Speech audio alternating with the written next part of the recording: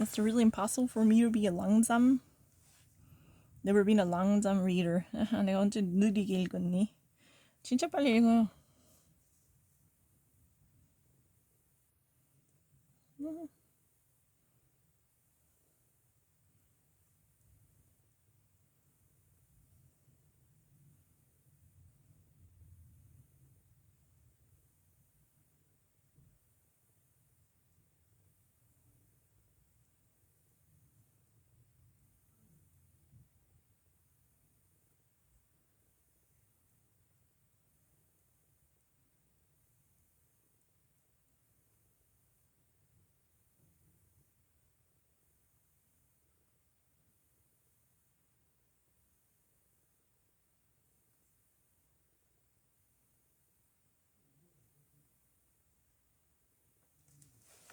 I already read everything. So there is one new mass fire that just actually took place earlier today. Tell the truth, that was in the wee hour of Thursday, so we called it earlier Thursday, right? So the thing is, this entire situation was live streamed by onlooker. There was someone who was watching this from a distance, and that this was live streamed by a person who has who has gained access to this. This is really amazing, right? Eventually, if I ever actually summarize what just happened, we are being told that there was huge bloodshed coming from the suspect's body. Eventually, this gunman was being involved with, heavy exchange of blows because he actually went confrontational in the face of a first responding police. And according to testimonies from different observers, they actually claimed they heard certain shots at the very beginning.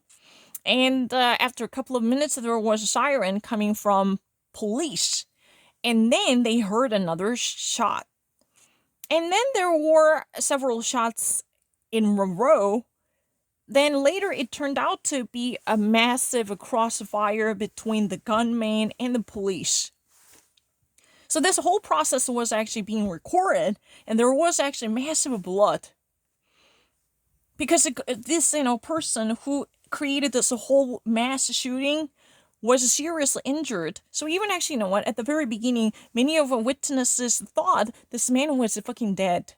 There was a chopper flying over. Chopper means agabeater. Agabeater means a helicopter. That means, there was a helicopter hovering over in the sky to take him to the hospital. He was in a critically injured. He was, and as of now, the New York Post said the very suspect was seriously injured. Critically means he was in an acute condition, so he was taken to hospital. No motives are so far known to the police department. And there was a lieutenant who is in charge of the whole situation, whose name is Jennifer Emmett. She said she was very startled to witness this. However, she could not actually figure out what was happening because there was almost no information related to the suspect's motives.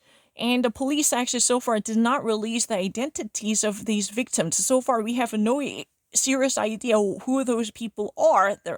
Who are injured, because eventually, later, police officers went into the business complex, so they actually found 4 different people lying dead. These 4 different corpses are on the floor, including 1 child, and we cannot at this moment can guarantee the gender of this child.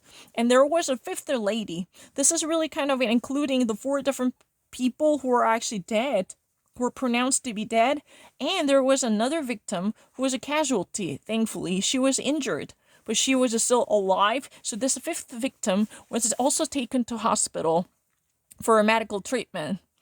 But what is so surprising here is, in this video, and you can actually hear that, and people are saying, wow, that's a massive blood, he must be dead, because he was motionless. He, the suspect lying on the ground was not making a tiny move, so everyone thought that he was dead at the time because there was a massive blood coming from his body. So this created a pond of blood. That kind of a scene was actually what has been depicted in this New York Post article. I've never actually gained access to it before. I've never read it before. And there was a chopper, which eventually, took victims. Yeah. and also that's a critically wounded perpetrator because there should be investigation. So this chopper took them to local hospital, right? That's what has been said, and it's a very shocking. So we cannot actually figure out that there wasn't a weapon, but we need to actually go through a ballistic analysis to figure out why and how this, victim planned this type of mass shooting, because this is really a business complex. Business complex means a certain type of building that houses several businesses. We cannot even actually guarantee the actual operation of businesses. That means that we cannot even specify what type of businesses were being conducted in the building before this tragic incident. Everything remains pretty much unclear, so we still need to, dig deeper. But at least, we somehow managed to obtain this Facebook live stream video. That means you can actually watch what was happening from a distance when this, mass shooting truly took place on the spot. So people are actually hearing, gunshots. Bullets are flying, and eventually this gunman went down because he was seriously injured and that he created a mass bloodshed. Yeah, he was actually, suffering from a severe hemorrhage. So that's really the reason why there was a pond of blood, which actually caught attention from different people in the surroundings. They thought that he was dead because he was not moving. He could not even actually lift a finger. So everyone thought that he was really kind of dead. But later it turned out to be he was critically injured and he was still alive. So, he will eventually be investigated by police as he would gain convalescence, right? Because so many things are unanswered as of now. But this is really, what's so troubling here is, one child also has been pronounced to be dead, right? That's a very, very heartbreaking. Of course, so many different people, for no reason, they were also shot to death, right? That's also troublesome and unsettling equally. But, we just really need to see why, in the first place, this gunman somehow obtained a weapon and what type of relationship he might have had with his victims. And these type of critical questions still really need to be answered, all right? That's up to police. So we need to actually wait for more. And was there anything? No. Yeah, I don't think there. Oh, this is a really different news. And on March 22nd, 10 people were killed by a mass shooting. So this is a really event in Georgia, right? On March 22nd, at least there were 10 people who were shot to death in Georgia. That's really a different news, right? 문제 안 풀면 더 빨리 읽을 수 있죠, 당연히. 그리고 원래 문제 한 4분 만에 풀었어요. I really actually solved the majority of questions in a 4-minute, or even actually Little Woman at like 2 minutes. I checked the time. In a 2-minute, I already solved everything. 3 different questions in 2 minutes. But the thing is, once I actually make mistake, it would be so irrevocable. Because normally, it would be much easier for me to actually solve it on computer or on paper, because I can easily go back and make a readjustment. But this is not really allowed, right? And the repercussion would be so severe if I make one mistake because of my inattention, so I would be extra cautious. Because sometimes solving these kind of questions on the application would be much, much tougher for me to actually even taking a real test on the spot, because the actual backlash would be too severe, and I was really cautious. If I make one wrong step, then I would actually even ruin my German test, because I would be so I would be so depressed. That was really the very calculation. I really actually checked the time when I solved this Habsburg paragraph. I actually only spent like 2 and 30 seconds. When I actually finished solving the Little Woman, I spent like 2 minutes. With that state, I never even changed my answer. No, I haven't actually changed any of these answers, but I stayed there. And for Habsburg one, I was actually, I'm not making any type of a readjustment. My initial selections were done within the 2 and 30 seconds, but I was super prudent. But you know what happened? I was actually literally double checking all my choices more than 3 times. Then all of a sudden, when I was actually flipping the page, my finger actually double stepped on it. It got changed. the answer was changed, so it was really close call. Unwittingly, my answer choice was shifted from C to D, unwantedly. What if I have never actually, looked, what if I never had a double check? Then it would have cost me an arm and leg, literally. And the very thought itself is frightening. For Habsburg in a paragraph, I spent like 2-3 minutes, and also for Little Women, I spent like 2 minutes. I already finished everything, but I was actually really cautious because I knew if I ever made one mistake, then it would actually have a repercussion so severe to even ruin my German test upcoming. So I was actually double checking over and over and over again without making single adjustment or modification. I really never made any type of a readjustment. That's really the beauty of it. I'm not even actually changing anything. I have no intention of, making any changes, but I could not actually let them go that quickly because, even though I'm very certain, I cannot actually, pay the price for any misstep or any mistake, so I could not let them go. I have to be super prudent, trying to actually, learn from my past event. If I were taking the real test on the spot, then I can always go back to the very question that I feel somewhat skeptical. But this type of a situation is completely unavailable, and I would actually be almost tormented if I make one mistake. So I double checked. While I'm actually checking, I had a hideous incident. I never actually wanted to change my answer. Never. But all of a sudden, when I actually no, everyone noticed that I never actually wanted to change the answer, so I just actually there were 4 questions. I was going back and literally checking every step by minding my p's and q's, crossing my t's and dotting my i's. Literally crossing my t's and dotting my i's. That's what I did over and over again because I knew that the backlash would be severe, so I can never actually let that happen. I wanted to actually kill it off. Then all of a sudden there was a blinking, all of a sudden shiny blinking like a blitzkrieger. Then I noticed that my answer was changed. I never even wanted to do it. That was the farthest thing that I ever wanted to have as my intention. I never intended to do so. It was actually really a sigh of relief at the moment. I said, thank you, Lord. I would actually, take this omen as, a blessing for my future German exam. What if I never wanted to actually check once more? Because I already actually checked the previous 2 times with my answer positively fixated on C. Then I actually double checked more than 3 times after that because I was really anxious if I ever actually misclick something. Then all of a sudden, while I'm actually double checking, triple checking, quadruple checking, my answer was shifted from C to D. C was an unswerving, unwavering answer that I had to put down with the full conviction and the full confidence. Then all of a sudden, unwittingly, this was changing. And at the last minute, I felt so bad. I kind of actually, got a chill down in my spine. So I decided to check once more. Then while I was sifting through all the things that I had done, I realized this answer was changed with no authorization from me, and I was startled and was so frightened. Thankfully, I actually managed to put that D answer right back to C because that was where I was and the answer that I wanted to submit at all costs.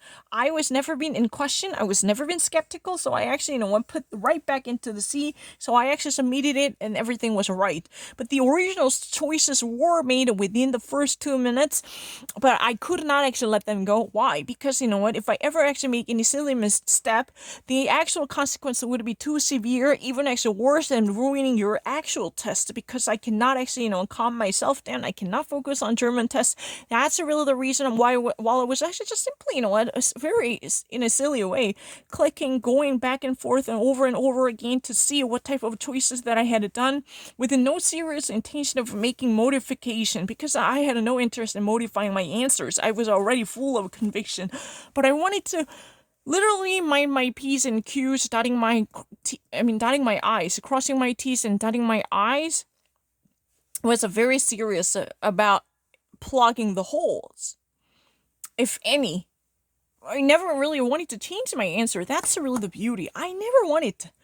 But all of a sudden, while I was actually double checking, there was blinking. Then I really kind of didn't really notice the answer was changed. So I was just about to click the submit button.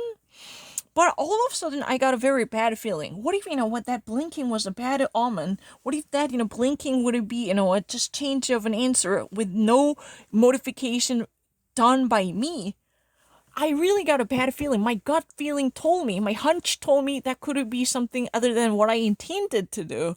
So I actually clicked. And I actually went back to the previous page. And voila, the answer was literally changed unwittingly, unbeknownst to me. What the fuck? So I actually immediately changed it. But none of these, regional choices for 4 different questions or 3 different questions were ever done ever since I had to put down my answer. The only reason I actually dragged my feet without actually submitting, the only thing that I hadn't done is just not clicking submit button. Even though if I ever go back and forth, I never changed any of answer. My original answer within the first 2 minutes or 2.5 minutes were so accurate because I knew, what type of torture would it be. Yeah, torture would it be in store if I ever actually make any silly mistake, especially when I'm being really pressed. But I do actually read something really fast. You want to see another one? I mean, the best of the Sunday New York Post. Yeah, this one is a really easy one. The congressman. Yeah. We don't really actually say the congressman. The lawmaker Gates, he actually had a very silly and hideous interview with Tucker Carlson from Fox News.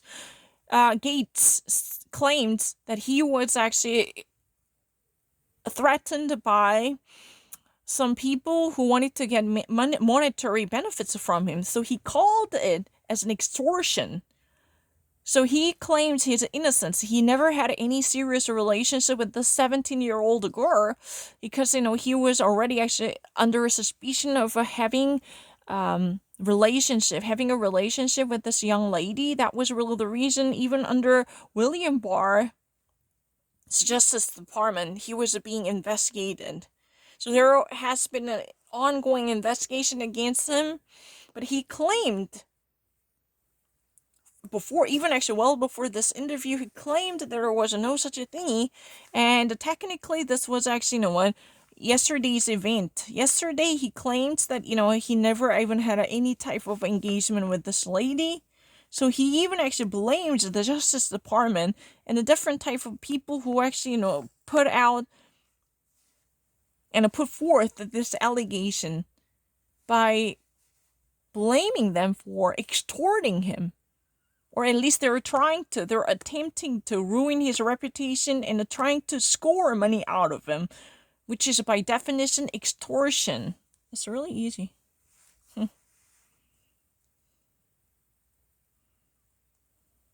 No, I never. Let me show you how quickly I can actually read anything.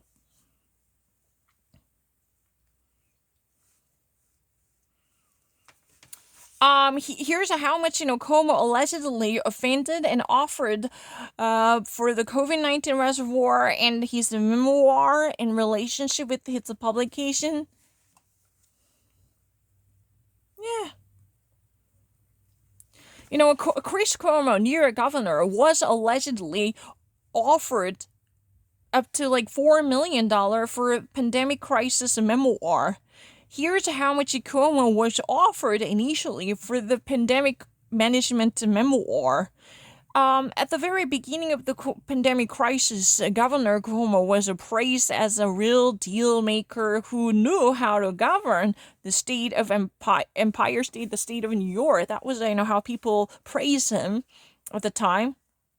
So he was initially offered, that means he was given a chance to write his story as a memoir because he's a gubernatorial figure. So his story would be, especially his successful management of the pandemic crisis in New York, would it be something that might grab attention, right? So approximately $4 million was promised in return of the possible memoir underway. But now it could be a foregone conclusion. Heh. No, I don't really need to. I'm really fast, right? How to get an income by actually, Kyungju, how to get an income by actually making any progress is really, no, I never. Oh, no, it's really not true. I'm actually reading something really fast, it's a really kind of ridiculous argument that I don't actually read something fast. Let me show you. I'm not lying. I really actually read something fast. No. Paris Jackson shares a real insight into Michael Jackson's unique and also admirable parenting know-how.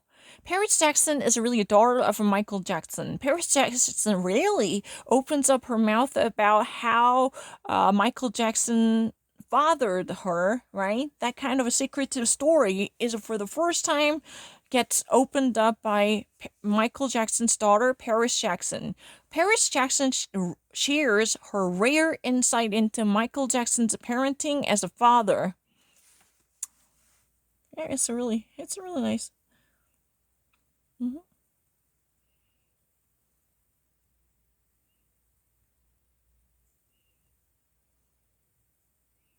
Mm-hmm.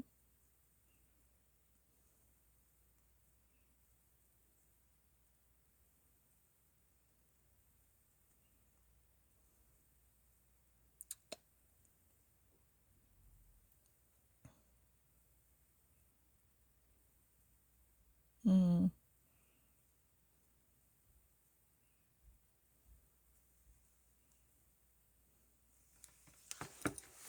So Paris Jackson is really a daughter of a late Michael Jackson, but this pop legend has was something immortal other than his artistic legacy or his songs. But what are those people who might carry torch of his creativity? His children, right? Paris Jackson is one of his children. She was 11 years old when Michael Jackson died in 2009, right? I'm actually only reading this once. No, don't fucking try to say that I cannot picture it.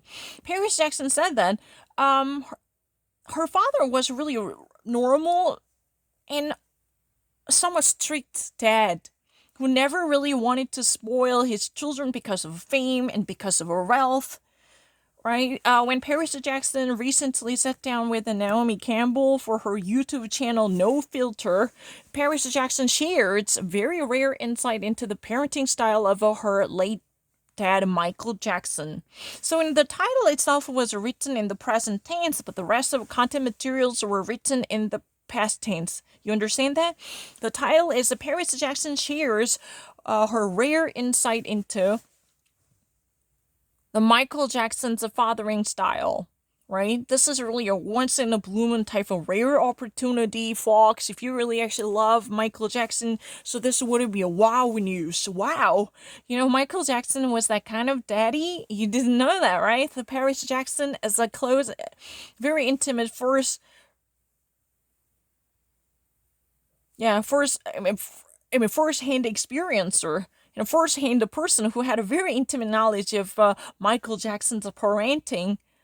All right, parenting, right? I have to say the parenting. Why have to say parenthesis? But it's really interesting. Anyway, Paris Jackson shares a rare insight into the Michael Jackson's parenting. That was the first headline, and after that, this model and a singer named Paris Jackson, who is also known as the daughter of the pop legend Michael Jackson, in recent days sat down with Naomi Campbell, who is a supermodel. Because Naomi Campbell has her YouTube channel named No Filter, quote unquote, No Filter. So this is a really honest interview program, probably, because that's really how in the first place people wanted to name one's show as No Filter. No Filter, that means that we don't really airbrush this stuff, we don't edit anything. This is a really raw and candid interview session, right? And this is really interesting. Paris Jackson actually mentioned two things that caught my attention. If you ever actually wanted to purchase dolls and toys from FAO Schwarz or Toys R Us and these type of famous toy store chains, then we were supposed to read at least 5 different books. So that was the very demand coming from Michael Jackson. He never even actually wanted to pamper his child with wealth or fame. He wanted to be a strict dad who wanted to at the time when he was alive, who wanted to educate her children, right? You understand that? FAO Schwarz, right? And Toys R Us. So these are two, major toy chains in America, right? So Paris Jackson actually said when she actually had an interview with Naomi Campbell for her YouTube channel, No Filter, she said that if she ever actually wanted to obtain a new toy from FAO Schwarz or Toys R Us, she was at least supposed to read 5 different books demanded by Michael Jackson. Then there was some strict sense of a parenting, right? Michael Jackson allegedly had a philosophy for parenting, so he actually wanted to focus on the education of his children, including Paris, right? So Paris was only 11 years old when Michael Jackson died because of drug overuse in 2009. 2009 was like, almost like 11 years ago, right? So 11 years ago, Michael Jackson died all of a sudden because of a drug overdose, right? So Paris Jackson at the time was only 9-year old. No, 11-year old, right? So am I getting it correct? Right, exactly. Paris Jackson was 11-year old. She was only 11 years old when Michael Jackson died in 2009, and this is how many years? It's 11 years later right now. As of now, she's almost like a 22 years old, right? She is a model and singer. She looks really pretty right now. She actually, was a part of the interview with Naomi Campbell. Do you want me to actually spell those people's name? Naomi Campbell. Why would you actually say that? I cannot actually picture it. Paris Jackson. And FAO Schwarz. It's really interesting. I don't really know FAO Schwarz. And Toys R Us. Toys R Us. You have to actually flip the R. That's really the signature. So, she said that Michael Jackson was pretty much preoccupied with educating his children, including Paris Jackson. So, if quote unquote, if he ever actually wanted to buy new toys or dolls from FAO Schwarz or Toys R Us, we were asked to read at least 5 different books selected by Dad. And this type of strict parenting style was there because he really actually had hoped his children would be well educated, not actually spoiled by wealth and fame accumulated by him. That kind of sense of understanding was there. And then, she actually, wanted to be a famous model ever since she was a girl. And she right now wants to join this fashion industry with a serious credential. And then Naomi Campbell said, you already had it all. You cannot do this. Sometimes life would be too unfair because you already actually, achieved so much by being a Michael Jackson's daughter. You are already too famous to join this entry level in modeling. That was really the argument. But, Paris Jackson never backed out. She said that she wanted to have more. She actually, deserves that. That was her viewpoint. And she's pretty much serious about building up her career in the model industry. She's pretty much, serious about getting credential from the fashion industry, so she will never actually, bow out of it. And she thinks she deserves everything. That's what she said during the interview with Naomi Campbell. That was pretty much a video fight, right?